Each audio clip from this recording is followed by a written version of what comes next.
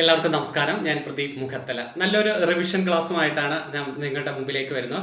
Company board LGS പരീക്ഷ വരാൻ പോവുകയാണ്. അപ്പോൾ അതിനു മുമ്പേ എനിക്ക് പറയാനുള്ളത് തന്നെ, പരീക്ഷ വിളിച്ചതിന് ശേഷം പഠിക്കുകയല്ല. മാക്സിമം ഓരോ റിവിഷൻ കൊണ്ടുവരിക. നിങ്ങൾ കുറേ പേർക്ക് നമുക്ക് തന്നെ അറിയാം, ഈ അടുത്ത കാലത്ത് ഒത്തിരി പരീക്ഷകൾ നടന്നതുകൊണ്ട് ട്രെൻഡിങ് ആയിട്ടുള്ള ചോദ്യങ്ങൾ ഏതൊക്കെയാണ്, റിവിഷൻ എങ്ങനെ ഫലവത്താക്കണം, പഠിച്ചവർക്ക് വീണ്ടും വീണ്ടും വീണ്ടും റിവിഷൻ ആകുമ്പോഴാണ് ആ വേർഡുകൾ നല്ല രീതിയിൽ ഓർമ്മശക്തി കിട്ടുന്നത്. പിന്നെ കുറേയധികം വേക്കൻസികളുമായിട്ട് വരുന്ന ഏറ്റവും കൂടുതൽ ആളുകളെ എടുക്കുന്ന എനിക്ക് തോന്നുന്നു കേരള PSCയിൽ തന്നെ ഏറ്റവും കൂടുതൽ ആളുകളെ എടുക്കുന്ന പരീക്ഷയാണ് കമ്പനി ബോർഡ് LGS എന്ന് പറയുന്നത്. അതുകൊണ്ട് കുറേ പേര് അതിനുവേണ്ടി മാറ്റിവെക്കും. ചിലവർ പറയും ഡിഗ്രി ലെവൽ എനിക്ക് കിട്ടുന്നില്ല സാറേ, ഒത്തിരി ശ്രമിച്ചു. കുറേ പേര് അങ്ങോട്ട് മാറും, കുറേ പേര് ഇങ്ങോട്ട് മാറും. പക്ഷെ മുമ്പിൽ വരുന്ന ഏത് പരീക്ഷയാണോ അതിന് പൂർണ്ണമായും ഡെഡിക്കേറ്റ് ചെയ്യണം. അല്ലാതെ പരീക്ഷ വിളിച്ചതിന് ശേഷം ഞാൻ പഠിച്ച് കയറിക്കോളാം സാറേ എന്നല്ല. അതുകൊണ്ടാണ് നിങ്ങളുടെ മുൻകൂട്ടി കണ്ട് നിങ്ങൾക്ക് നല്ലൊരു റിവിഷനുമായിട്ട്, നല്ലൊരു റിവിഷൻ സീരീസുമായിട്ട് ഞാൻ നിങ്ങളുടെ മുമ്പിലേക്ക് വന്നത്. ഈ അടുത്ത കാലത്ത് ഞാൻ ഒരെണ്ണം ഇട്ട് തന്നായിരുന്നു കഴിഞ്ഞ ആഴ്ച. അത് നിങ്ങൾ ഒരുവിധം പഠിച്ചു എന്ന് ഒത്തിരി പേര് മെസ്സേജ് ഇട്ടുകൊണ്ടാണ് അടുത്ത ഒരു നല്ലൊരു റിവിഷൻ ക്ലാസ്സുമായിട്ട് വരുന്നത്. മുന്നോട്ടുള്ള യാത്രകളിൽ എന്ത് ബുദ്ധിമുട്ട് വന്നാലും ജോലി കിട്ടിയിട്ടേ പിന്മാറാവൂ എന്ന ചിന്താഗതിയിൽ പഠിക്കുക. ഈ ജോലി കിട്ടിയിട്ടേ പിന്മാറാവൂ എന്ന ചിന്താഗതിയിൽ പഠിച്ചാൽ ഒരു പ്രശ്നവും വരുന്നത്. ജോലി കിട്ടിക്കഴിയുമ്പോഴാണ് ആ ഒരു രീതി നിങ്ങൾ അറിയാൻ കഴിയുന്നത്. അപ്പോൾ ഇപ്പോൾ ഇച്ചിരി ഒന്ന് ബുദ്ധിമുട്ടിയാൽ ജീവിതകാലം മൊത്തം സന്തോഷിക്കാൻ വേണ്ടിയാണ് ഒന്ന് ഓർത്തു വെച്ചിരിക്കുക. അപ്പോൾ നിങ്ങൾക്ക് തന്നെ അറിയാം, കുറേ പരീക്ഷകൾ വരുന്നുണ്ട് അല്ലേ. VFA വിളിക്കുന്ന വെബ്കോ, അസിസ്റ്റന്റ് ഗ്രേഡ് പരീക്ഷകൾ, പിന്നെ അങ്ങോട്ട് പരീക്ഷ കഴിയും തോറും അടുത്ത LGS, LDC, LPUP ഇങ്ങനെ എല്ലാം പരീക്ഷകൾ വരും. അതുകൊണ്ട് നേരത്തെ പഠിച്ചൊതുക്കാനുള്ളത് പഠിക്കുക. നിങ്ങൾക്ക് ഏറ്റവും പാടുള്ള വിഷയങ്ങൾ ഇപ്പം തന്നെ പഠിച്ച് തീർത്ത് വെക്കണേ. സയൻസ് ചിലവർക്ക് വെച്ച് ബുദ്ധിമുട്ടായിരിക്കും. കണക്ക് ചെയ്യുമ്പോൾ നല്ല ഫ്ലോ കിട്ടുന്നില്ല. അതിനൊക്കെ ഇപ്പം സമയം തന്നിരിക്കുന്നത്. ആ സമയത്ത് നിങ്ങൾക്ക് അറിഞ്ഞുകൂടാത്ത ഭാഗങ്ങൾ നേരത്തെ ഒതുക്കുക. അത്രമാത്രം സാറുമാർ നല്ല രീതിയിൽ ക്ലാസ്സുകൾ നിങ്ങൾക്ക് റെക്കോർഡ് ക്ലാസ്സുകളായിട്ട് വരെ നിങ്ങൾക്ക് ഇതിൽ കിടപ്പുണ്ട്. അപ്പോൾ ഓരോന്നും ചെക്ക് ചെയ്ത് നിങ്ങൾക്ക് പാടുള്ളത് നേരത്തെ എളുപ്പമാക്കി മാറ്റുക. കറണ്ട് അഫയേഴ്സ് ഈ ഒരു വർഷത്തെ അപ്ഡേറ്റ് ആയിട്ട് അങ്ങ് പഠിക്കും. ജനുവരി, ഫെബ്രുവരി, മാർച്ച് അത് നല്ലോണം പഠിക്കുക. കഴിഞ്ഞ വർഷത്തെ നോട്ട് കിട്ടുന്നെങ്കിൽ അതും പഠിക്കുക. പക്ഷെ 25 നല്ലവണ്ണം നോക്കുക. ഏറ്റവും അവസാനത്തെ മാസങ്ങളിലൊന്നും വിട്ടുപോരുത്. ഇപ്പം ഡിസംബറിലെ പരീക്ഷയെങ്കിൽ നിങ്ങൾ ആഗസ്റ്റ്, സെപ്റ്റംബർ, ഒക്ടോബർ ഇതൊക്കെ ഇതിനകത്ത് വരുന്നത്. എന്നാൽ ആ വർഷം നല്ലോണം അങ്ങ് പഠിച്ചോ. ചില ഒരു അവസാനം അത് മാത്രം നോക്കുക. അതുകൊണ്ടല്ല, നല്ല രീതിയിൽ മുന്നോട്ട് പോവുക. തീർച്ചയായിട്ടും കിട്ടും. നമ്മളെ പോലുള്ളവരെ കുറച്ച് പേര് ഇപ്പൊ സേഫ് സോണിലായില്ലേ, അതേപോലെ ചിലപ്പോൾ നിങ്ങൾക്ക് കുറച്ച് നാൾ കാത്തിരുന്നേ പറ്റുമായിരിക്കും. കാത്തിരിക്കണം. പക്ഷെ വാശിയോടുകൂടി കാത്തിരിക്കണം. പഠിക്കാനുള്ള ടോപ്പിക്കിൽ നല്ല രീതിയിൽ റിവിഷൻ നടത്തണം. മാക്സിമം മുന്നോട്ടുള്ള യാത്രകളിൽ എന്ത് പ്രതിബന്ധം വന്നാലും, വീട്ടിൽ വിഷമങ്ങൾ വരാം, പ്രശ്നങ്ങൾ വരാം, അടിയാവും, ബഹളമാവും, അസുഖങ്ങൾ വരാം, എന്തോ ആയിക്കോട്ടെ. പക്ഷെ അതിനെല്ലാം കവച്ചു വെച്ച് നിങ്ങളുടെ ലക്ഷ്യം എവിടെയാണോ പറ്റുന്നത് അത് പൂർത്തീകരിക്കുന്നത് വരെ നിങ്ങൾ സമയം കണ്ടെത്തി പഠിച്ചോണം. എനിക്ക് സമയമില്ല, എനിക്ക് ഒട്ടും കിട്ടുന്നില്ല എന്ന് പറഞ്ഞുകൊണ്ടിരുന്നാൽ അവിടെ ഇരിക്കത്തതേ ഉള്ളൂ. പക്ഷേ ഈ നിങ്ങളെ പോലുള്ളവരൊക്കെ തന്നെയാണ് ജോലി കയറി, അല്ല ഹൈ ലെവൽ ടാലന്റുകാരോ അല്ലെങ്കിൽ പണ്ടേ പഠിച്ചു നിൽക്കുന്നവരോ അങ്ങനെ ചിന്തിക്കാതിരിക്കുക. താരതമ്യം ചെയ്യേണ്ടത് നിങ്ങളെ തന്നെ ആയിരിക്കണം. ഇന്ന് ഞാൻ ഇത്ര പഠിച്ചാൽ നാളെ രാവിലെ എണീച്ച് ഞാൻ ഇത്രയും പഠിച്ചു തുടങ്ങും, ഇത്രയും പഠിച്ചു തീർക്കും, അന്ന് രാത്രി കിടക്കുമ്പോൾ ഞാൻ ഇത്രയും തീർത്തു എന്ന സന്തോഷത്തോടെ പഠിച്ചിട്ട് ഉറങ്ങണം. അതാണ് ചെയ്യേണ്ടത്. എന്നിട്ട് റിവിഷൻ കൊണ്ടുവരണം. മോക്ക് ടെസ്റ്റുകൾ ചെയ്യണം. ഓരോരുത്തരോടും പറയാ, ബുദ്ധിമുട്ടുകൾ എല്ലാവർക്കും ഉണ്ട്. നിങ്ങളുടെ ബുദ്ധിമുട്ടായിരിക്കില്ല തൊട്ടപ്പുറത്തെ വീട്ടിലുള്ളവരുടെ ബുദ്ധിമുട്ട്. നിങ്ങൾ കാണുന്ന കണ്ണിൽ അവർക്കൊരു കുഴപ്പമില്ലല്ലോ, അവർ സുഖിച്ചു കിടക്കുന്നോ എന്ന് വെക്കല്ല. ഓരോരുത്തർക്കും അതിൻ്റെതായ രീതികളുണ്ട്. അപ്പൊ നിങ്ങൾ ചിന്തിക്കേണ്ടത് എനിക്ക് മാത്രമേ ഉള്ളൂ എനിക്ക് ഇങ്ങനെ ബുക്ക് എടുക്കുമ്പോൾ പ്രശ്നം, എനിക്കൊന്നും ഓർമ്മ വരുന്നില്ല, മറവി, വീട്ടിൽ എന്തെങ്കിലും കാര്യങ്ങൾ വരുന്നു, വീട്ടിലെല്ലാത്തിനും ഓടി നടക്കുന്നത് ഞാൻ. ആയിക്കോട്ടെ, ചിലപ്പോൾ നിങ്ങളുടെ വയസ്സ് ഓവറായി, ഇതൊക്കെ നിങ്ങളുടെ മനസ്സിൽ വന്ന ചോദ്യങ്ങളായിരിക്കും. ആയിക്കോട്ടെ, പക്ഷേ നിങ്ങൾ ഒന്ന് ചിന്തിക്കേണ്ട, ഇതൊന്നും മാറ്റാൻ വീട്ടിന്റെ അടുത്തുള്ളവരോ വീട്ടുകാരോ ഒന്നും പറ്റത്തില്ല. നിങ്ങളെ കൊണ്ടേ പറ്റൂ. നിങ്ങളുടെ മനസ്സ് തീരുമാനിക്കുന്ന പോലിരിക്കും നിങ്ങളുടെ മുന്നോട്ടുള്ള യാത്രകൾ. നിങ്ങൾ ഒറ്റ ചിന്താഗതി അത്. ചിലപ്പോൾ നിങ്ങളെക്കാൾ ജൂനിയർകാർ വരെയൊക്കെ ജോലി കയറി കാണും, ചിലപ്പോൾ നിങ്ങളെക്കാൾ മാർക്ക് കുറഞ്ഞവർ കയറി കാണും. ചിലപ്പോൾ ചിലവർ പറയും ജനറൽ കാസ്റ്റുകാരെ എടുക്കുന്നില്ല, വേറെ കാസ്റ്റ് ആയിരുന്നാൽ. അതൊന്നും അവിടെ ഒരു ചിന്താഗതിയല്ല. നിങ്ങളെ ജനറൽ കാസ്റ്റ് ആയാലും നിങ്ങൾ മറ്റു കാസ്റ്റ് ആയാലും നിങ്ങൾ ഏറ്റവും നല്ല മറ്റു കാസ്റ്റുകാർ ജോലി കയറുന്നില്ലേ. അപ്പം നിങ്ങൾ ചിന്തിക്കേണ്ടതാണ് ഏത് കാസ്റ്റിനെ കുറിച്ചുള്ള ചിന്താഗതി വരാതെ അങ്ങ് മുന്നോട്ട്. എന്തായാലും അങ്ങനെ ആയിപ്പോയി. അപ്പൊ നിങ്ങൾ ചിന്തിക്കേണ്ട ഏറ്റവും നല്ല റാങ്കിൽ എത്തിച്ചേരുക എന്നത്. അങ്ങനെ മുന്നോട്ടുള്ള യാത്രകളിൽ ഞാനും കൂടെ കാണും. ഒത്തിരി സന്തോഷത്തോടെ നല്ലൊരു റിവിഷൻ സെക്ഷനുമായിട്ടാണ് ഞാൻ ഇന്ന് വന്നത്. ഞാൻ എൻ്റെ ടോപ്പിക്കിനെ കൂടാതെ നിങ്ങൾക്ക് റിവിഷൻ, അതാണ് മെയിൻ. നിങ്ങൾ ഒന്നുകിൽ ബസ്സിലിരുന്നോ, ഇപ്പൊ യാത്രകൾ ചെയ്യുമ്പോഴോ, വീട്ടിൽ അടുക്കളയിൽ ജോലി ചെയ്യുമ്പോഴോ ഒക്കെ വെറുതെ റെക്കോർഡ് ചെയ്ത് കേട്ടോണ്ടിരിക്കും. ബേസിക് ക്വസ്റ്റ്യൻ ആയിരിക്കും ഞാൻ കൂടുതലും പറഞ്ഞു തരുന്നത്. കാരണം എന്താ, ബേസിക് ക്വസ്റ്റ്യൻ പഠിക്കുന്നവരെ പെർഫെക്റ്റ് പെർഫെക്റ്റ് ആവത്തുള്ളൂ. അപ്പൊ വീണ്ടും വീണ്ടും വലിയ കാര്യങ്ങൾ തിരക്കി പോകത്തുള്ളൂ. ബേസിക് ഒന്നും അറിഞ്ഞുകൂടാതെ കുറച്ച് കണ്ടന്റ് മാത്രം പഠിക്കുന്ന കാര്യമല്ല. ചിലവര് ഓരോ വിഷയത്തിൽ ഒതുങ്ങി പഠിക്കും, അതല്ല. ബേസിക് കാര്യങ്ങൾ എല്ലാം പഠിച്ചതിന് ശേഷമേ ഒരു 3 മാസം 4 മാസം എടുത്ത് പഠിച്ചോ, അതിനുശേഷം ആ ഒരു പരീക്ഷയുടെ സിലബസ് അനുസരിച്ച് കൃത്യമായിട്ട് സിലബസ് തീർത്തുമൊക്കെ എളുപ്പമായി മാറും. കറണ്ട് അഫേഴ്സും മോക്ക് ടെസ്റ്റുകളും ചെയ്തുമൊക്കെ എളുപ്പം നല്ലൊരു റാങ്ക് ലിസ്റ്റ് കയറും. നമ്മളെ പോലുള്ളവർ തന്നെയാണ് കയറുന്നത്. കുറച്ചു പേർക്ക് ഇന്ന പരീക്ഷ കൊടുത്തിട്ടുണ്ടെങ്കിൽ, റിസൾട്ട് കൊടുത്തെങ്കിൽ അടുത്ത പരീക്ഷയിൽ നിങ്ങൾ ആയിരിക്കണം എന്ന ചിന്താഗതിയിൽ പഠിക്കുക. ഓക്കെ, നമുക്ക് ഇന്നത്തെ അംഗം തുടങ്ങാം. അപ്പം ഇന്നത്തെ അംഗത്തിലെ ഫസ്റ്റ് ചോദ്യത്തിലേക്ക് വരികയാണ്. ഫസ്റ്റ് ചോദ്യം അതാണ്, ഈ പരീക്ഷയ്ക്ക് ഇപ്പൊ അടുത്ത കാലത്ത് ഒരു പരീക്ഷയ്ക്ക് ചോദിച്ചതാ, ഇലക്ട്രിക് മണ്ണ് വികസിപ്പിച്ചെടുത്ത ലോകത്തിലെ ആദ്യത്തെ രാജ്യം ഏതാണ്? ഇലക്ട്രിക് മണ്ണ് വികസിപ്പിച്ചെടുത്ത ലോകത്തിലെ ആദ്യത്തെ രാജ്യം സ്വീഡനാണ്. സ്വീഡനാണ് ലോകത്തിലെ ആദ്യത്തെ രാജ്യം. ബയോപോളിമർ സെല്ലുലോസ് കൊണ്ടാണ് ഇത് നിർമ്മിച്ചിരിക്കുന്നത്. അപ്പം ഇലക്ട്രിക് മണ്ണ് വികസിപ്പിച്ചെടുത്ത ആദ്യത്തെ രാജ്യം ഏതാണ്? സ്വീഡനാണ്. ബയോപോളിമർ സെല്ലുലോസ് കൊണ്ടാണ് നിർമ്മിച്ചിരിക്കുന്നത്. സ്വീഡൻ നിങ്ങൾ പഠിച്ചിട്ടുണ്ടോ? സ്വീഡൻ നോബൽ സമ്മാനം കൊടുക്കുന്ന രാജ്യം ഏതാണ്? കണക്റ്റഡ് ഫാക്ട്സ് കൊണ്ട് പറയാണ്, നോബൽ സമ്മാനം കൊടുക്കുന്ന രാജ്യം ഏതാണ്? സ്വീഡനാണ്. മൊത്തം 6 വിഷയങ്ങൾക്കാണ് നോബൽ സമ്മാനം കൊടുക്കുന്നത്. 6 വിഷയങ്ങൾ, അതിൽ 5 എണ്ണം സ്വീഡനും 1 എണ്ണം നോർവേയുമാണ് കൊടുക്കുന്നത്. അപ്പൊ നോബൽ സമ്മാനം 1901 മുതലാണ് കൊടുത്തു തുടങ്ങിയത്. 1901 മൊത്തം 5 വിഷയങ്ങൾക്കാണ് ആദ്യം കൊടുത്തത്. പിന്നീട് ഒരു വിഷയം കൂടെ കൂട്ടി മൊത്തം ഇപ്പൊ എത്ര വിഷയങ്ങൾക്കുണ്ട്? 6 വിഷയങ്ങൾക്ക് നോബൽ സമ്മാനം. ഏറ്റവും അവസാനമായി നോബൽ സമ്മാനം കൊടുക്കുന്നത് എക്കണോമിക്സിനാണ്. ഏറ്റവും അവസാനമായി നോബൽ സമ്മാനം കൊടുത്തത് ഏതാണ്? 1968 ഏർപ്പെടുത്തി 69 മുതൽ നോബൽ സമ്മാനം കൊടുത്തു തുടങ്ങിയത് ആർക്കാണ്? എക്കണോമിക്സിനാണ്. ഓർത്തു വെച്ചിരിക്കണേ. പിന്നെ ഞാൻ നേരത്തെ പറഞ്ഞു 5 വിഷയങ്ങൾക്കാണ് നോബൽ സമ്മാനം കൊടുക്കുന്നത്. അതിൽ 1 എണ്ണം, 6ാമത്തെ ഒരെണ്ണം ആരാ? നോർവേ. അത് ഏതാണെന്ന് അറിയാമോ? സമാധാനത്തിന്റെ നോബൽ സമ്മാനം. സമാധാനത്തിന്റെ നോബൽ സമ്മാനം കൊടുക്കുന്ന രാജ്യം ഏതാണ്? നോർവേക്കാരാണ്. അപ്പൊ സമാധാനത്തിന്റെ നോബൽ സമ്മാനം കൊടുക്കുന്നത് നോർവേ. എന്നാണ് നോബൽ സമ്മാനം കൊടുത്തു തുടങ്ങിയ വർഷം? 1901 1901 നോബൽ സമ്മാനം കൊടുത്തു തുടങ്ങിയ വർഷം. സമാധാനത്തിന്റെ നോബൽ സമ്മാനം കൊടുക്കുന്നത് ആരാണ്? സമാധാനത്തിന്റെ നോബൽ സമ്മാനം കൊടുക്കുന്നത് നോർവേക്കാരൻ. നോർവേ എന്താ നമ്മൾ പഠിച്ചിട്ടുള്ളത്? നോർവേ നമ്മൾ പഠിക്കുന്ന നല്ലൊരു ചോദ്യം ഏതെന്ന് ചോദിച്ചാൽ, പാതിരാ സൂര്യന്റെ നാട് ഏതെന്ന് ചോദിച്ചിട്ടില്ലേ? പാതിരാ സൂര്യന്റെ നാട് എന്നറിയപ്പെടുന്ന രാജ്യം ഏതാ? നോർവേ. ഉദയസൂര്യന്റെ നാട് ജപ്പാനാ, അല്ലെ? ഉദയസൂര്യന്റെ നാട് ഏതാണ്? ജപ്പാൻ. പാതിരാ സൂര്യന്റെ നാട് ഏതാണ്? നോർവേ ആണ്. ഓർത്തേക്കണേ. നമ്മൾ പാതിരാ സൂര്യന്റെ നാട്ടിൽ എന്നൊരു കൃതി പഠിച്ചിട്ടില്ലേ? പാതിരാ സൂര്യന്റെ നാട്ടിൽ എന്ന കൃതി SK പൊറ്റക്കാടിന്റെയാണ്. SK പൊറ്റക്കാട്, കോഴിക്കോടിന്റെ കഥാകാരൻ. SK പൊറ്റക്കാട് കോഴിക്കോടിന്റെ കഥാകാരനല്ലേ SK പൊറ്റക്കാട്? ജ്ഞാനപീഠം നേടിയ രണ്ടാമത്തെ മലയാളി. ജ്ഞാനപീഠം നേടിയ രണ്ടാമത്തെ മലയാളി SK പൊറ്റക്കാടാണ്. 1980 ഒരു ദേശത്തിന്റെ കഥ, ഒരു ദേശത്തിന്റെ കഥയിലൂടെ 1980 ആർക്ക് കിട്ടി ജ്ഞാനപീഠം? നമ്മുടെ SK പൊറ്റക്കാടിന് കിട്ടി. കോഴിക്കോടിന്റെ കഥാകാരൻ എന്നാണ് SK പൊറ്റക്കാട് അറിയപ്പെടുന്നത്, അല്ലെ? ഒരു തെരുവിന്റെ കഥ, കബീന, വിഷകന്യക, ഇതൊക്കെ SK പൊറ്റക്കാടിന്റെ കൃതികളാണ്. അപ്പൊ നമുക്ക് തിരിച്ചു വരാം. ഇലക്ട്രിക് മണ്ണ് വികസിപ്പിച്ചെടുത്ത ലോകത്തിലെ ആദ്യത്തെ രാജ്യം ഏതാണ്? സ്വീഡൻ. നോബൽ സമ്മാനം കൊടുക്കുന്ന രാജ്യം ഏതാണ്? സ്വീഡനാണ്. എന്നാ നോബൽ സമ്മാനം കൊടുത്തു തുടങ്ങിയത്? 1901 ഏഷ്യയിലേക്ക് സാഹിത്യത്തിന് ആദ്യമായി നോബൽ സമ്മാനം കിട്ടുന്നത് നമ്മുടെ രവീന്ദ്രനാഥ ടാഗോറിന്. ഏഷ്യയിലേക്ക് തന്നെ സാഹിത്യത്തിന് നോബൽ സമ്മാനം കിട്ടുന്നത് രവീന്ദ്രനാഥ ടാഗോർ 1913. ഏത് കൃതി? ഗീതാഞ്ജലി, അല്ലെ? അപ്പൊ ടാഗോറിന് നോബൽ സമ്മാനം ലഭിച്ച കൃതി ഏതാണ്? ഗീതാഞ്ജലി. ടാഗോറിന്റെ പ്രധാന കൃതികൾ ഏതൊക്കെയാ?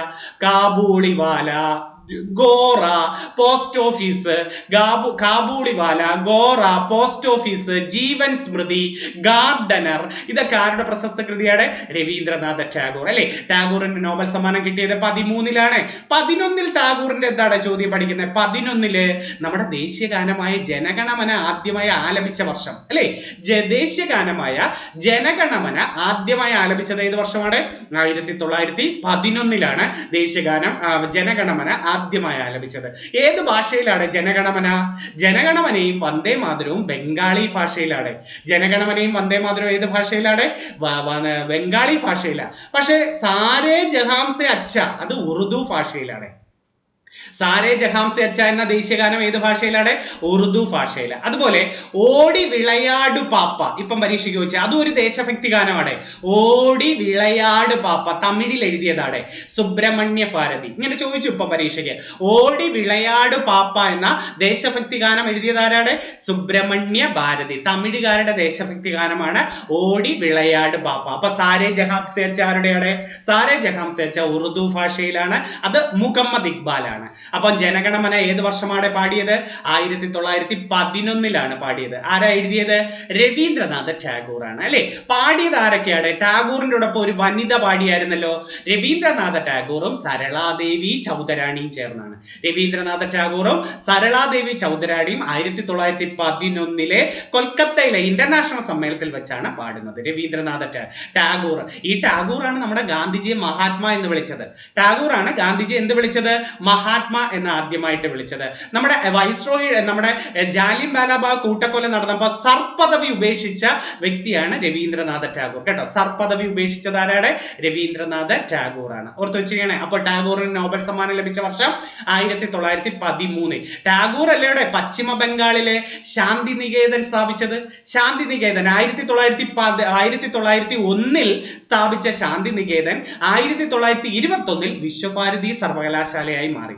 അപ്പൊ 1901 ശാന്തി നികേതൻ. അത് എന്നാണ് വിശ്വഭാരതി സർവകലാശാലയായത്? 21. ഏത് സ്റ്റേറ്റിലാണെന്ന് ചോദിച്ചാൽ ഏതെഴുതാം?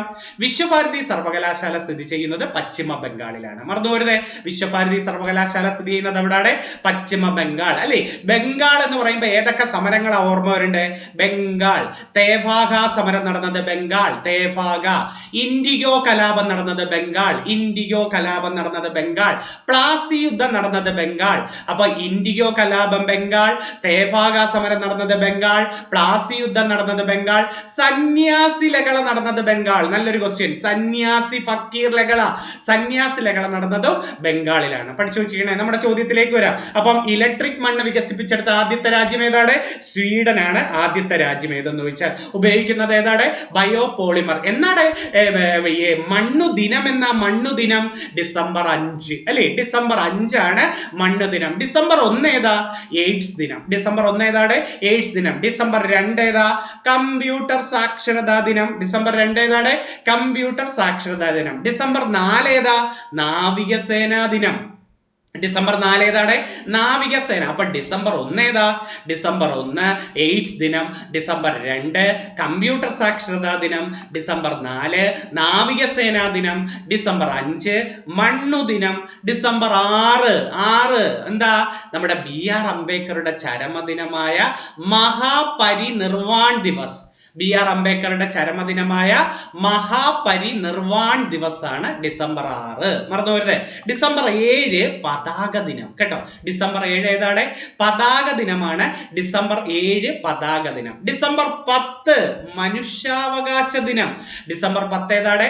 മനുഷ്യാവകാശ ദിനം. മറന്നുപോരുത്. UN ജനറൽ അസംബ്ലി 1948 ഡിസംബർ 10 മനുഷ്യാവകാശ പ്രഖ്യാപനം നടത്തിയത്. അപ്പം ഐക്യരാഷ്ട്ര സംഘടന മനുഷ്യാവകാശ പ്രഖ്യാപനം നടത്തിയ വർഷം ചോദിക്കും. 1948 ഡിസംബർ 10. അതുകൊണ്ട് ആ ഡിസംബർ 10 നമ്മൾ എന്തായിട്ട് ആചരിക്കുന്നു? മനുഷ്യാവകാശ ദിനമായിട്ട് ആചരിക്കുന്നു കേട്ടോ. അപ്പൊ ഡിസംബർ 10 മനുഷ്യാവകാശ ദിനം. വേണമെങ്കിൽ ഒരെണ്ണം കൂടെ പഠിച്ചേരെ. ഡിസംബർ 10 നോബൽ ദിനവും. നോബൽ ദിനവും മനുഷ്യാവകാശ ദിനവും ഡിസംബർ 10 പറയാം കേട്ടോ. ഡിസംബർ 11 പർവ്വത ദിനമാണ്. ഡിസംബർ 11 ഏതാണ്? പർവ്വത ദിനം. ഓറോളജി കേട്ടിട്ടുണ്ടോ? പർവ്വതങ്ങളെ കുറിച്ചുള്ള പഠനമാണ് ഓറോളജി. മണ്ണിനെ കുറിച്ചുള്ള പഠനം പെഡോളജിയാണ്. മണ്ണിനെ കുറിച്ചുള്ള പഠനം ഏതാണ്? പെഡോളജി. മണ്ണ് വർഷം 2015. അപ്പൊ മണ്ണു ദിനം ഡിസംബർ 5 ആണെങ്കിൽ, മണ്ണ് വർഷം 2015 ആണെങ്കിൽ മണ്ണിനെ കുറിച്ചുള്ള പഠനം ഏതാണ്? പെഡോളജി. പർവ്വതങ്ങളെ കുറിച്ചുള്ള പഠനം പറഞ്ഞേ? ഓറോളജി. ഓറോളജി. അതുപോലെ നദികളെ കുറിച്ചുള്ള പഠനം ഏതാണ്? നദികളെ കുറിച്ചുള്ള പഠനം പോട്ടമോളജി. നദികളെ കുറിച്ചുള്ള പഠനം ഏതാണ്? പോട്ടമോളജി. പാറകളെ കുറിച്ചുള്ള പഠനമാണ് പെട്രോളജി. പാറകളെ കുറിച്ചുള്ള പഠനം ഏതാണ്? പെട്രോളജി. മറന്നുപോരുതേ. അതുപോലെ നദികളെ കുറിച്ചുള്ള പഠനം പോട്ടമോളജി അല്ലേ? പോമോളജി. പോമോളജി പഴങ്ങളെ കുറിച്ചുള്ള പഠനം. പോമോളജി ഏതാണ്? പഴങ്ങളെ കുറിച്ചുള്ള പഠനമാണ് പോമോളജി എന്ന് വിളിക്കുന്നത്. മത്സ്യങ്ങളെ കുറിച്ചുള്ള പഠനമാണ് ഇക്തിയോളജി. ഇക്തിയോളജി.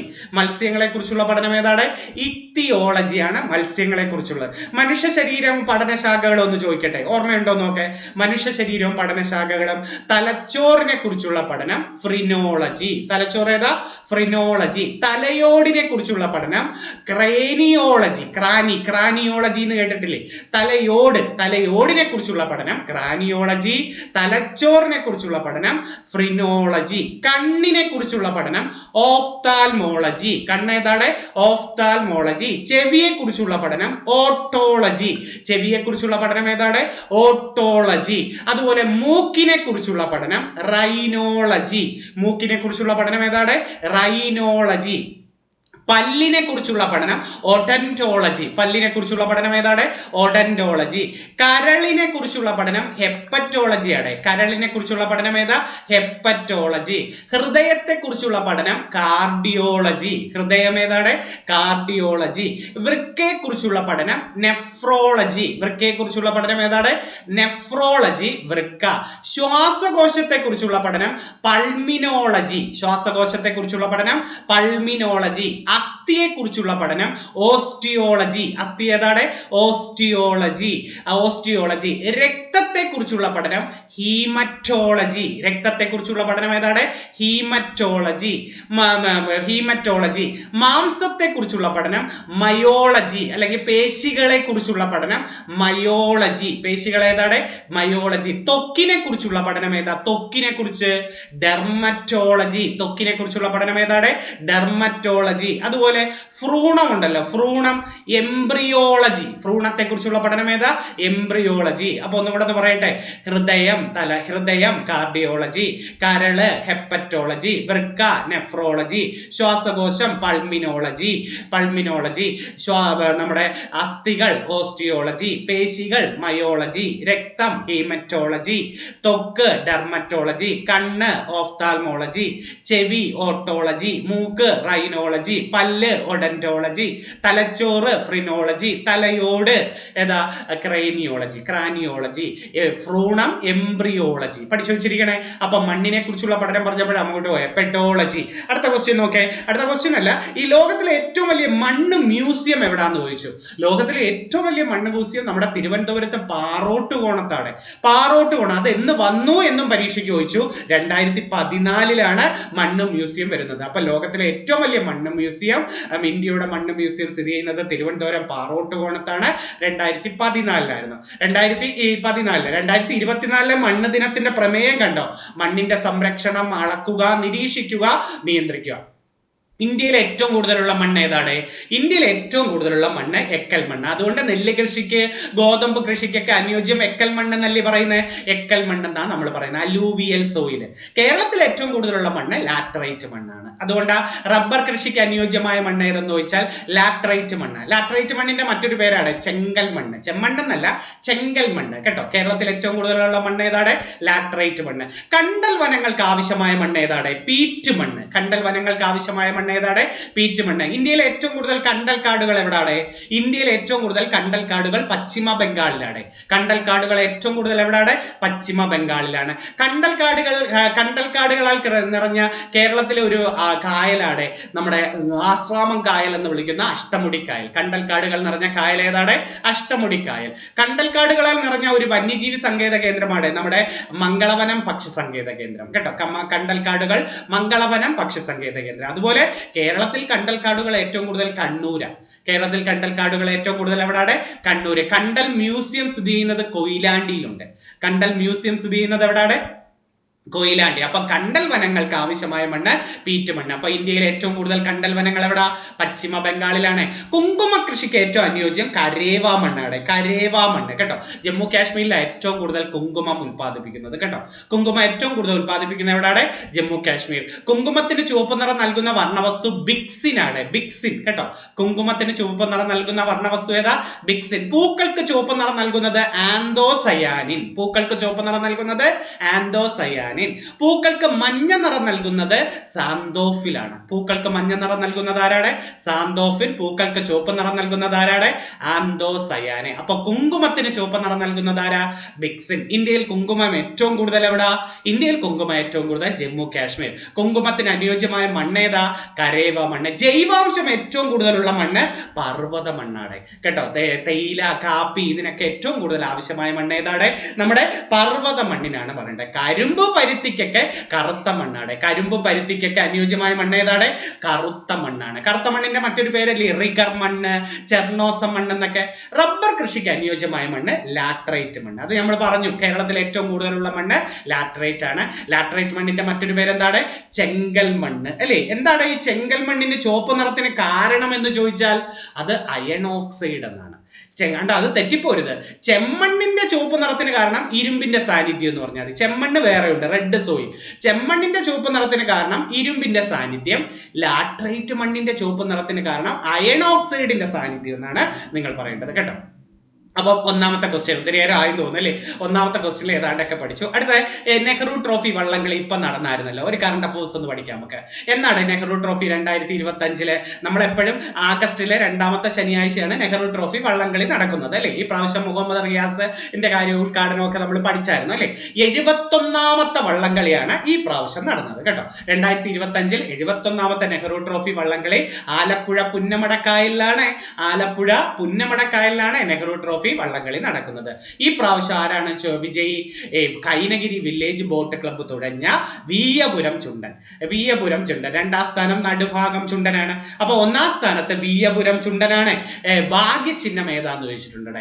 അതായത് കളിവള്ളം തുഴയുന്ന, അല്ലെങ്കിൽ തോണി തുഴയുന്ന കാക്കത്തമ്പുരാട്ടി കേട്ടോ. ചിലപ്പം കാത്ത് എന്നൊക്കെ വരത്തുള്ളൂ, അല്ലെങ്കിൽ ഡ്രോങ്കോ കേട്ടോ. കാക്കത്തമ്പുരാട്ടിയുടെ ഇംഗ്ലീഷ് ഡ്രോങ്കോ എന്നറിയപ്പെടുന്ന തോണി തുഴയുന്ന കാക്കത്തമ്പുരാട്ടി ചകിരിച്ചോറ് ഉപയോഗിച്ചാണ് നിർമ്മിച്ചത്. ചിലപ്പോൾ സ്റ്റേറ്റ്മെന്റിലൊക്കെ അത് കയറി വന്നാലോ.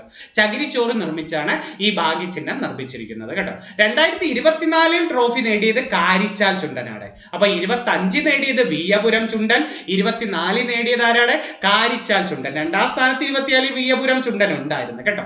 ഭാഗ്യചിഹ്നം 2024 ഭാഗ്യചിഹ്നമാണെങ്കിൽ കളിവള്ളം തുഴയുന്ന നീലു എന്ന നീലപ്പൊന്മാനാണ് കേട്ടോ. നെഹ്റു ട്രോഫി വള്ളംകളി തുടങ്ങിയ വർഷം കണ്ടോ? 52 1952 ആദ്യ വിജയ് നടുഭാഗം ചുണ്ടനാണ് കേട്ടോ. നടുഭാഗം ചുണ്ടൻ. അന്ന് ഈ പേരല്ലായിരുന്നു. നെഹ്റു ട്രോഫി വള്ളംകളിയുടെ ആദ്യകാല നാമം പ്രൈം മിനിസ്റ്റേഴ്സ് ട്രോഫി എന്നാണ്. നെഹ്റു ട്രോഫി വള്ളംകളിയുടെ ആദ്യകാല നാമം എന്താണ്? Prime ministers trophy. 1969 മുതലാണ് നെഹ്റു ട്രോഫി വള്ളംകളിയായി അദ്ദേഹത്തിന്റെ പേരിൽ അറിയപ്പെടാൻ തുടങ്ങി. ചിലപ്പോൾ അങ്ങനെയും ചോദിക്കാം. അപ്പൊ നെഹ്റു ട്രോഫി വള്ളംകളി തുടങ്ങിയ വർഷം എന്നാണ്? 1952. ആദ്യകാല നാമം എന്താ? Prime ministers trophy. ആദ്യ വിജയ് നടുഭാഗം ചുണ്ടനായിരുന്നു. പിന്നെ ഇന്നു മുതലാണ് നെഹ്റു ട്രോഫി ആയി തുടങ്ങിയത്? 69 മുതലാണ് ആയി തുടങ്ങിയത് അല്ലെ. 25 ഭാഗ്യചിഹ്നം എന്തായിരുന്നടെ? തോണി തുഴയുന്ന കാക്കത്തമ്പുരാട്ടിയായിരുന്നു ഭാഗ്യചിഹ്നം എന്ന് പറയുന്നത്. ഏത് കായലിലാണ് നടക്കുന്നത്? പുന്നമടക്കായൽ അല്ലെ. എന്താ വിശേഷണം? നെഹ്റു ട്രോഫി വള്ളംകളിയുടെ വിശേഷണം ഓളപ്പരപ്പിലെ ഒളിമ്പിക്സ്. ഓളപ്പരപ്പിലെ ഒളിമ്പിക്സ് എന്നറിയപ്പെടുന്ന വള്ളംകളി ഏതാണ്? നെഹ്റു ട്രോഫി വള്ളംകളിയാണ്. ഓർത്തു വെച്ചിരിക്കണത്. അതുപോലെ ജലത്തിലെ പൂരം എന്നറിയപ്പെടുന്ന വള്ളംകളി ഏതാണ്? ജലത്തിലെ പൂരം അത് നമ്മുടെ ആറന്മുള ഉത്രട്ടാതി വള്ളംകളിയാണ്. ജലത്തിലെ പൂരം എന്നറിയപ്പെടുന്ന വള്ളംകളി ഏതാണ്? പമ്പാ നദിയിൽ നടക്കുന്ന ആറന്മുള ഉത്രട്ടാതി വള്ളംകളിയാണ്. അയ്യങ്കാളി ട്രോഫി ജലോത്സവം നടക്കുന്നത് നമ്മുടെ തിരുവനന്തപുരത്ത് വെള്ളായണി കായലിലാണ്. അയ്യങ്കാളി ട്രോഫി ജലോത്സവം നടക്കുന്നത് തിരുവനന്തപുരം വെള്ളായണി കായലാണ്. നമ്മുടെ പ്രസിഡന്റ്സ് ട്രോഫി വള്ളംകളി നടക്കുന്നത് എവിടാന്നറിയാമോ? കൊല്ലം ജില്ലയിലെ അഷ്ടമുടി കായലിലാണ് പ്രസിഡന്റ്സ് ട്രോഫി ജലോത്സവം നടക്കുന്നത്. ഓർത്തു വെച്ചിരിക്കണേ. അടുത്ത ചോദ്യത്തിലേക്ക് വരാടെ. അപ്പൊ 1969 മുതൽ നെഹ്റു ട്രോഫി വള്ളംകളി എന്ന പേരിൽ അറിയപ്പെടാൻ തുടങ്ങി. അപ്പൊ അതൊന്ന് പഠിച്ചണേ. ഇനി പരീക്ഷയ്ക്ക് ഒരു ചോദിച്ച പ്രീവിയസ് ക്വസ്റ്റ്യൻ പേപ്പറാണ്. സംസ്ഥാന സർക്കാരിന്റെ കീഴിൽ രൂപീകരിക്കുന്ന സ്പോർട്സ് കമ്പനിയുടെ പേരാണ് സ്പോർട്സ് കേരള ഫൗണ്ടേഷൻ. കേരളത്തിലെ ആദ്യത്തെ ഈ സ്പോർട്സ് കേന്ദ്രം വരുന്നത് തലശ്ശേരിയിലാണ്. കേരളത്തിലെ ആദ്യത്തെ ഈ സ്പോർട്സ് കേന്ദ്രം വരുന്നത് എവിടെയാണ്? തലശ്ശേരിയിൽ. ആദ്യത്തെ ക്രിക്കറ്റ് ക്ലബ്ബ് തലശ്ശേരിയിലല്ലേ? 3 സീകളുടെ നഗരം എന്നല്ലേ തലശ്ശേരി വിളിക്കുന്നത്? ക്രിക്കറ്റ്, കേക്ക്, സർക്കസ് അല്ലെ. ക്രിക്കറ്റ്, കേക്ക്, സർക്കസിന്റെ നാടാണ് തലശ്ശേരി. അപ്പം ക്രിക്കറ്റ് ക്ലബ്ബ് ആദ്യമായിട്ട് വന്നു. ദാണ്ടെ ഈ സ്പോർട്സ് കേന്ദ്രം വരുന്നത് എവിടെയാണ്? തലശ്ശേരിയിലാണ്. കേരളത്തിന്റെ കായിക തലസ്ഥാനം ഏതാണ്? അത് കോതമംഗലമാണ്. എറണാകുളം ജില്ലയിലെ കോതമംഗലത്താണ് കേരളത്തിന്റെ കായിക തലസ്ഥാനം എന്ന് വിളിക്കുന്നത്. 2024 ഒളിമ്പിക് മെഡൽ ലക്ഷ്യമാക്കി കേരള സ്പോർട്സ് കൗൺസിൽ ആരംഭിച്ച ഒരു പദ്ധതിയുടെ പേരാ ഓപ്പറേഷൻ ഒളിമ്പിയ കേട്ടോ. കായിക കേരളത്തിന്റെ പിതാവ് എന്ന് വിളിക്കുന്നത് നമ്മുടെ GV രാജയാണ്, ഗോദവർമ്മ രാജ. അപ്പൊ കേരളത്തിന്റെ പിതാവ് ആരാണ്? GV രാജ അല്ലെ. അദ്ദേഹത്തിന്റെ ജന്മദിനമാണ് നമ്മളെ കേരളത്തിന്റെ കായിക ദിനം. കേരള കായിക ദിനം ഒക്ടോബർ 13. കേരള കായിക ദിനം എന്നാണ് GV രാജയുടെ ജന്മദിനമായ ഒക്ടോബർ 13 കേരള കായിക ദിനം.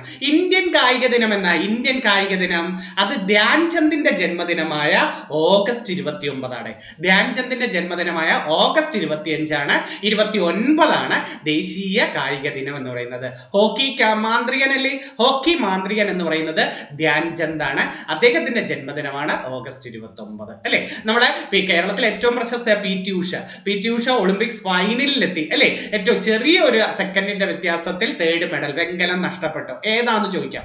PT ഉഷ ഒളിമ്പിക്സ് ഫൈനലിലെത്തിയത് 1984 ലോസ് ഏഞ്ചൽസ് ഒളിമ്പിക്സിലാണ്.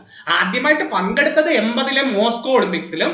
പക്ഷെ PT ഉഷ ഒളിമ്പിക്സ് ഫൈനലിലെത്തിയ വർഷം ചോദിച്ചാൽ 84 ലോസ് ഏഞ്ചൽസ്. നമ്മുടെ ഷൈനി വിൽസനെ കേട്ടിട്ടില്ലേ? ഷൈനി വിൽസൺ അതും ഈ ഒളിമ്പിക്സ് സെമി ഫൈനലിലെത്തിയ ആദ്യത്തെ വനിത എന്നല്ലേ പഠിക്കുന്നത്. ഒളിമ്പിക്സ് ഫൈനലിലെത്തിയത് PT ഉഷയും ഒളിമ്പിക്സ് സെമി ഫൈനലിലെത്തിയത് ആരാ? ഷൈനി വിൽസനോ. രണ്ടുപേരും ഒരേ ഒളിമ്പിക്സിലാണ്. 84 ലോസ് ഏഞ്ചൽസിലാണ് കേട്ടോ. അപ്പൊ PT ഉഷ ഒളിമ്പിക്സ് ഫൈനലിൽ എത്തിയതും 84 ലോസ് ഏഞ്ചൽസില്, ഷൈനി വിൽസൺ സെമി ഫൈനലിൽ എത്തിയതും 84 Los Angeles. PT Usha coaching centre എവിടാന്നറിയാമോ? തിരുവനന്തപുരത്താണ്. PT ഉഷയുടെ പേരിൽ ഒരു കോച്ചിങ് സെന്റർ സ്ഥിതി ചെയ്യുന്നത് തിരുവനന്തപുരത്താണ്. പക്ഷെ Usha school of athletics Kozhikode കൊയിലാണ്ടിയിലാണ് സ്ഥിതി ചെയ്യുന്നത് കേട്ടോ. കേരളത്തിൽ ആദ്യത്തെ ക്രിക്കറ്റ് ക്ലബ്ബ് വന്നത് തലശ്ശേരിയിലാണ്. സ്പോർട്സ് ബില്ല് പാസ്സാക്കിയ ആദ്യത്തെ സംസ്ഥാനം കേരളമാണ് കേട്ടോ. നമ്മുടെ ഖേൽരത്ന പുരസ്കാരം 3 മലയാളികൾക്ക് കിട്ടിയിട്ടുണ്ട് അല്ലെ. ഇന്ത്യയിലെ ഏറ്റവും ഉയർന്ന കായിക ബഹുമതിയിൽ ഖേൽരത്ന പുരസ്കാരം 2002, 2003 കാലഘട്ടത്തിൽ ആദ്യമായിട്ട് KM ബീനാമോൾക്ക്, അഞ്ജു ബോബി ജോർജ്, പിന്നെ ദാണ്ട ഈ 2021 കാലഘട്ടത്തിൽ നമ്മുടെ PR ശ്രീജേഷിനും കിട്ടി. PR ശ്രീജേഷ് ഹോക്കിയുടെ PR ശ്രീജേഷിനും കിട്ടി. അപ്പം ഖേൽരത്ന പുരസ്കാരം നേടിയ ആദ്യം 3 മലയാളികളുടെ പേര് ആദ്യം ലഭിച്ചത് KM ബീനാമോൾ. തൊട്ടടുത്ത വർഷം തന്നെ 2003-4 കാലഘട്ടത്തിൽ അഞ്ജു ബോബി ജോർജ്, പിന്നെ ആരായിരുന്നു? PR ശ്രീജയ്. ഏഷ്യാഡിൽ സ്വർണം നേടിയ ആദ്യ മലയാളി ചോദിക്കും. MD വത്സമ്മയുടെ. ആദ്യ മലയാളി വനിത, ഇങ്ങനെ പഠിക്കണം കേട്ടോ. ഏഷ്യാഡിൽ സ്വർണം നേടിയ ആദ്യ മലയാളി വനിത ആരാണ്? MD വത്സമ്മ. ഇത് ഉറപ്പായിട്ട് പഠിക്കുക. അർജുന അവാർഡ് നേടിയ ആദ്യ മലയാളി C ബാലകൃഷ്ണൻ. നമ്മുടെ എവറസ്റ്റ് കടുമുടി കയറാൻ വേണ്ടി പോയ പർവ്വതാരോഹണത്തിനാണ് ഇദ്ദേഹത്തിന് ആദ്യമായിട്ട് അർജുന അവാർഡ് കിട്ടിയത് കേട്ടോ. അർജുന അവാർഡ് നേടിയ ആദ്യ മലയാളി ആരാണ്? C ബാലകൃഷ്ണൻ. ആദ്യ മലയാളി വനിത AC ഏലമ്മയാണ്. Volleyball AC Elamma Arjuna award നേടിയ ആദ്യ വനിത. അപ്പൊ ഏഷ്യാഡിൽ സ്വർണം നേടിയ ആദ്യ മലയാളി വനിത MD വത്സമ്മ. അർജുന അവാർഡ് നേടിയ ആദ്യ മലയാളി വനിത AC ഏലമ്മ. മറന്നു പോരുതേ, അത് നല്ലൊരു ക്വസ്റ്റ്യൻ. ഓക്കെ, ഇനി നമുക്ക് ജോഗ്രഫിയിലെ ഒരു ക്വസ്റ്റ്യൻ കേട്ടാലോ. ജോഗ്രഫി. ലോകത്ത് ഏറ്റവും കൂടുതൽ കാപ്പി ഉൽപ്പാദിപ്പിക്കുന്നത് ബ്രസീലിലല്ലേ? ആണ്. ലോകത്ത് കാപ്പി ബ്രസീൽ, ഇന്ത്യയിൽ കർണാടക, കേരളത്തിൽ വയനാട്. ഇല്ല, അപ്പൊ ലോകത്ത് ബ്രസീൽ, ഇന്ത്യയിൽ കർണാടക, കേരളത്തിൽ വയനാട്. ഇപ്പം പരീക്ഷയ്ക്ക് ചോദിച്ചത് കാപ്പി ഉൽപാദനത്തിൽ 2ാം സ്ഥാനത്തുള്ള സംസ്ഥാനം, അത് കേരളമാണ് കേട്ടോ. അങ്ങനെയാ ചോദിച്ചത്. അപ്പൊ കാപ്പി ഉൽപാദനത്തിൽ 2ാം സ്ഥാനത്ത് വന്നത് ആരാണ്? കേരളം. 1ാം സ്ഥാനത്ത് കർണാടക, 2ാം സ്ഥാനത്ത് എവിടാണ്? കേരളം. കേരളത്തിൽ എവിടാണ് കാപ്പി ഗവേഷണ കേന്ദ്രം? വയനാട് ചൂണ്ടേൽ. കേരള കാപ്പി ഗവേഷണ കേന്ദ്രം എവിടാണ്? വയനാട് ചൂണ്ടേൽ. വയനാട് തന്നെയല്ലേ ഇഞ്ചി ഗവേഷണ കേന്ദ്രവും? കേരളത്തിന്റെ ഇഞ്ചി ഗവേഷണ കേന്ദ്രം വയനാട് അമ്പലവയൽ അല്ലെ. അമ്പലവയലാണ് ഇഞ്ചി ഗവേഷണ കേന്ദ്രം. കാപ്പി ഗവേഷണ കേന്ദ്രം ചൂണ്ടയിലാണ്. കാപ്പി ഗവേഷണ കേന്ദ്രം ഏതാ? ചൂണ്ടയിൽ. 2-3 ഗവേഷണ കേന്ദ്രം ചോദിച്ചോട്ടെ. ഏത്തവാഴ ഗവേഷണ കേന്ദ്രം എവിടെ? ഏത്തവാഴ കണ്ണാറ. കണ്ണാറ. കുരുമുളക് ഗവേഷണ കേന്ദ്രം പന്നിയൂർ. കുരുമുളക് ഗവേഷണ കേന്ദ്രം പന്നിയൂർ. കൈതച്ചക്ക ഗവേഷണ കേന്ദ്രം വെള്ളാനിക്കര അല്ലെ. കൈതച്ചക്ക ഗവേഷണ കേന്ദ്രം എവിടെയാണ്? വെള്ളാനിക്കര. അത് പരീക്ഷയ്ക്ക് ചോദിച്ചിട്ടുണ്ട്. അതുപോലെ പിന്നെ ഏതായിരുന്നു? എള്ള് ഗവേഷണ കേന്ദ്രം ഓണാട്ടുകര. തോട്ടവിള ഗവേഷണ കേന്ദ്രം എവിടാ? തോട്ടവിള ഗവേഷണ കേന്ദ്രം കാസർഗോഡ് കുടിലു. കുടിലു. കിഴങ്ങുവിള ഗവേഷണ കേന്ദ്രം തിരുവനന്തപുരം ശ്രീകാര്യം. കിഴങ്ങുവിള ഗവേഷണ കേന്ദ്രം തിരുവനന്തപുരം ശ്രീകാര്യം. അതൊക്കെ പരീക്ഷയ്ക്ക് ചോദിച്ചിട്ടില്ലേ? അപ്പൊ കാപ്പി ഗവേഷണ കേന്ദ്രം വയനാട് ചൂണ്ടയിലാണ്. ഓർത്തു വെച്ചിരിക്കണേ, അത് നല്ലൊരു ക്വസ്റ്റ്യൻ ആണ്. ഇന്ത്യയിൽ ആദ്യമായിട്ട് കാപ്പി കൃഷി തുടങ്ങിയത് കർണാടകയിലെ മാംഗ്ലൂരിലെ ബാബാബുദാൻ എന്ന് പറയുന്ന സ്ഥലത്താണ്. ഇന്ത്യയിൽ ആദ്യമായിട്ട് കാപ്പി കൃഷി തുടങ്ങിയത് കർണാടകയിലെ ചിക്കമാംഗ്ലൂരിലെ ബാബാബുദാൻ എന്ന് പറയുന്നതാണ്. ലോകത്തെ ഏറ്റവും മൂല്യം കൂടിയ കാപ്പിയുടെ പേര് കോപ്പി ലുവാക്ക് എന്ന് പറയുന്നതാണ്. ഇന്ത്യയിൽ പ്രധാനമായി ഉപയോഗിക്കുന്ന കാപ്പി അറബിക്കയാണ്. അറബിക്ക, റോബസ്റ്റ, അതിൽ ഏറ്റവും കൂടുതൽ അറബിക്കയാണ്. എന്നാലും ഇത് ചോദിക്കാം. പ്രധാനപ്പെട്ട കാപ്പിക്കുരുക്കളാണ് അറബിക്ക, റോബസ്റ്റ എന്നിവ ഇന്ത്യയിലെ ഏറ്റവും പ്രധാനപ്പെട്ട കാപ്പിക്കുരുക്കളാണ്. തവിട്ട് സ്വർണം എന്ന് വിളിക്കുന്നത് കാപ്പിയാണ് തവിട്ട് സ്വർണം, ബ്രൗൺ ഗോൾഡ്. കാപ്പിയിൽ അടങ്ങിയിരിക്കുന്ന ഉത്തേജക വസ്തുവല്ലേ കഫീൻ എന്ന് വിളിക്കുന്നത് അല്ലേ? ഓക്കെ, അപ്പം ആ കാപ്പിയുമായി ബന്ധപ്പെട്ട് പഠിച്ചേ. കാപ്പി ഏറ്റവും കൂടുതൽ ഉത്പാദിപ്പിക്കുന്ന രാജ്യം ഏതാണ്? ബ്രസീൽ. സംസ്ഥാനം ഏതാ? കർണാടക. 2ാം സ്ഥാനത്ത് കേരളം. കേരളത്തിൽ എവിടെയാണ്? 1ാം സ്ഥാനത്ത് വയനാടാണ് കാപ്പി ഏറ്റവും കൂടുതൽ. ഇനി നമുക്ക് ഒരു സയൻസിലേക്ക് കയറാം. മാർബിൾ അടങ്ങിയിരിക്കുന്ന ലോഹമാണ് കാൽസ്യം അല്ലെ? ചുണ്ണാമ്പ് കല്ലിന്റെ താപമർദ്ദങ്ങളുടെ സാന്നിധ്യത്തിൽ രൂപാന്തരം സംഭവിച്ചുണ്ടാവുന്നതാണ് മാർബിൾ എന്ന് പറയുന്നത്. മാർബിളിന്റെ രാസനാമം പറയാമോ? മാർബിളിന്റെ രാസനാമം കാൽസ്യം കാർബണേറ്റ് അല്ലെ? Calcium carbonate. എന്തൊക്കെയാ പഠിച്ചിട്ടുള്ളത്? കാൽസ്യം കാർബണേറ്റ് എന്തൊക്കെയാ പഠിച്ചിട്ടുള്ളത്?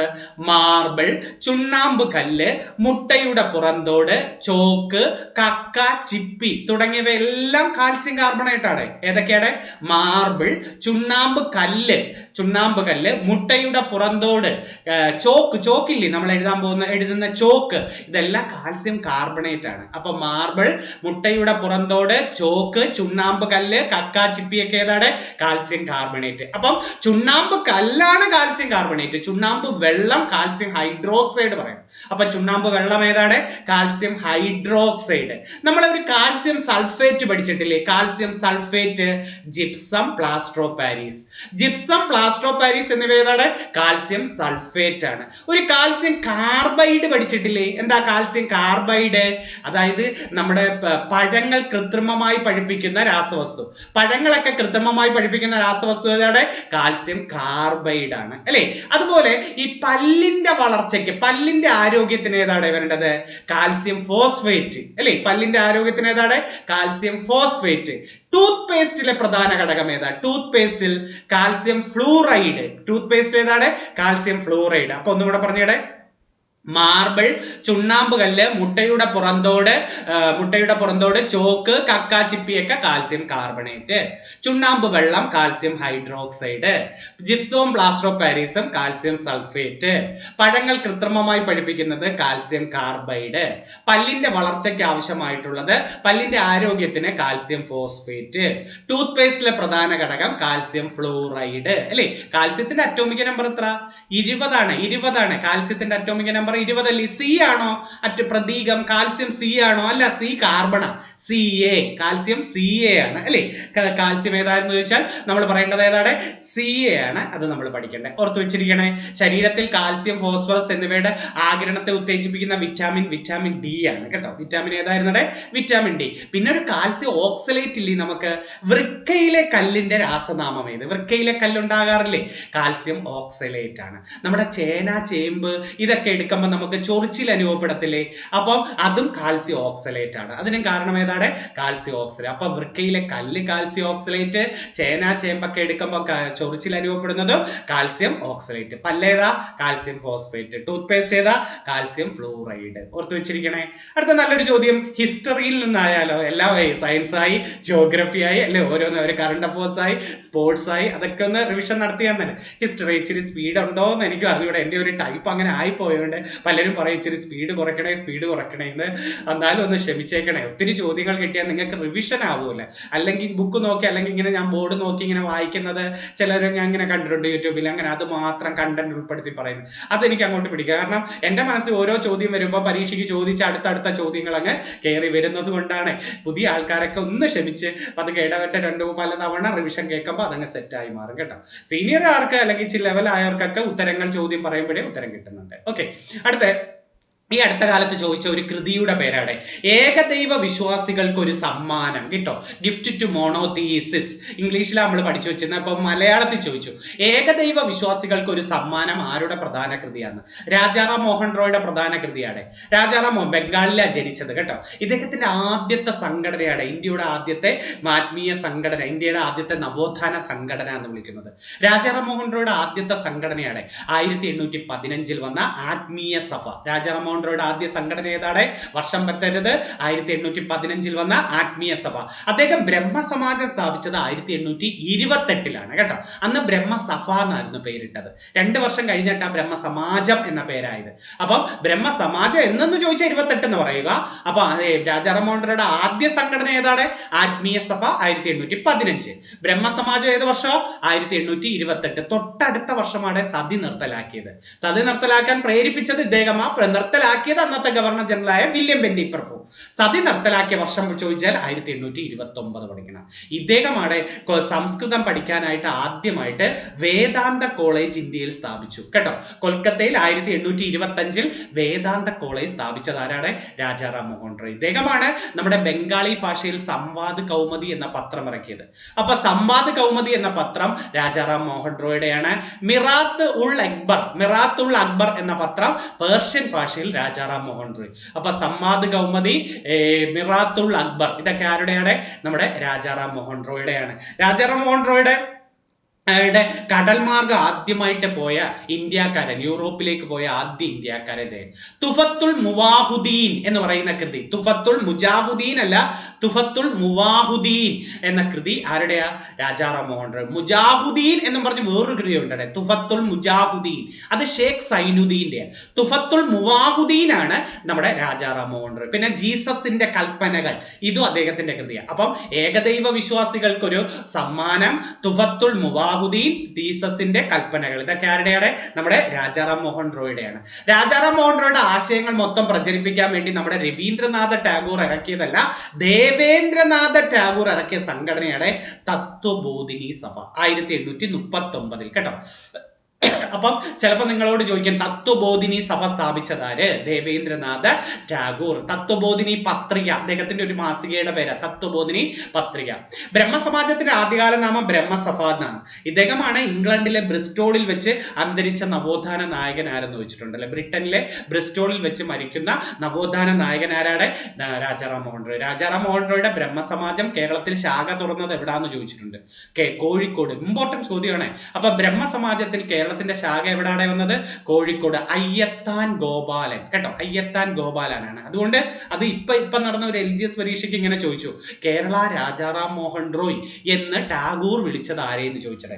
കേരള രാജാറാം മോഹൻ റോയ് എന്ന് ടാഗോർ വിളിച്ചത് അയ്യത്താൻ ഗോപാലനെയാണ്. മനസ്സിലായോ? അപ്പൊ കേരളത്തിൽ ബ്രഹ്മസമാജത്തിന്റെ ശാഖ വന്നത് എവിടെയാണ്? കോഴിക്കോട്. ആരാ കൊണ്ടുവന്നത്? അയ്യത്താൻ ഗോപാലൻ. മറന്നുപോരുതേ. അപ്പൊ കേരള രാജാറാം മോഹൻ റോയ് എന്ന് ടാഗോർ വിശേഷിപ്പിച്ചത് ആരെയാ?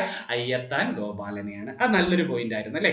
നല്ലൊരു പോയിന്റ്. അത് അത്രയൊന്ന് പഠിച്ചു വെച്ചിരിക്കണേ. ഓക്കെ, എനിക്കൊന്ന് 6 ചോദ്യങ്ങൾ ഒത്തിരി ആവരുതേ എൻട്രിക്കാരൻ്റെ അടുത്ത് എപ്പോഴും പറഞ്ഞു, സാറേ 1 മണിക്കൂർ 2 മണിക്കൂറൊക്കെ ആയ പിള്ളേർ പിന്നെ അങ്ങ് പരാതി വരും, സാറിന് പറ്റുന്നത്. അതുകൊണ്ടാണ്. എന്നാലും ഞാൻ ഉടൻ തന്നെ റിവിഷൻ നല്ലോണം പഠിക്കണം. ഇത് ഇപ്പോൾ ഒരു അരമണിക്കൂർ എപ്പോഴെങ്കിലും ഫ്രീ കിട്ടുമ്പോൾ കേൾക്കും. അങ്ങനെ കുറേ കണക്റ്റഡ് ഫാക്ട്സും കറണ്ട് അഫേഴ്സും ഒക്കെ ആയിട്ട് ഞാൻ വീണ്ടും വരാം. പ്രീവിയസ് ക്വസ്റ്റ്യൻ പേപ്പർ ആവർത്തനവും പിന്നെ എൻ്റെ നോട്ട് മാത്രമല്ല റിവിഷൻ കേൾക്കണേ. റിവിഷൻ കേൾക്കുമ്പോഴാണ് നിങ്ങൾക്ക് അതിലേക്ക് പ്രാധാന്യം വരുന്നത്. എന്തായാലും ഞങ്ങൾ ഇറങ്ങി തിരിച്ചു.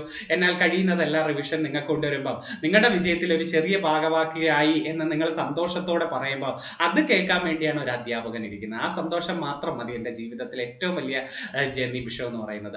അപ്പോൾ നിങ്ങൾ തീർച്ചയായിട്ടും നിങ്ങളുടെ വിലയേറിയ കമൻറ്റുകൾ ഇടുക. നിങ്ങൾക്ക് എന്താണ്, ഏതൊക്കെ ടോപ്പിക്കാണ് കൂടുതൽ പ്രാധാന്യം നൽകി കൊണ്ടുവരേണ്ടതെന്ന് മെസ്സേജ് ഇടുക. ഇതെല്ലാം നോക്കി അതിനനുസരിച്ച് നല്ലൊരു ടോപ്പിക്കുമായിട്ട് നമുക്ക് വീണ്ടും കാണാം. പോയിരുന്ന് പഠിക്കുക. അപ്പോൾ ഒത്തിരി സന്തോഷത്തോടെ, നല്ല സന്തോഷത്തോടെ എല്ലാ ദിവസവും എഴുന്നേറ്റ് മാക്സിമം പഠിച്ച് മുന്നോട്ടുള്ള പരീക്ഷ കിട്ടുമെന്ന വിശ്വാസത്തിൽ മുന്നോട്ട് കിട്ടും ഉറപ്പ്. വേറെ ഒന്നും ചിന്തിക്കാതിരിക്കുക. കഷ്ടപ്പെട്ടതെങ്കിൽ നമുക്ക് കുറച്ച് കഷ്ടപ്പെട്ട ജീവിതകാലം മൊത്തം നിങ്ങളുടെ ഇഷ്ടത്തിനനുസരിച്ച് ജീവിക്കാൻ വേണ്ടിയുള്ള ഒരു ജോലി വരിക അല്ലേ? അപ്പം അതിനു വേണ്ടി മുന്നോട്ട് പോകും. ഞങ്ങളൊക്കെ കൂടെ ഉണ്ടായിരിക്കും. പ്രാർത്ഥനകളുണ്ട്, ആശംസകളുണ്ട്. ഓക്കെ, നല്ലൊരു ടോപ്പിക്കുമായിട്ട് വീണ്ടും കാണാം. നന്ദി, നമസ്കാരം.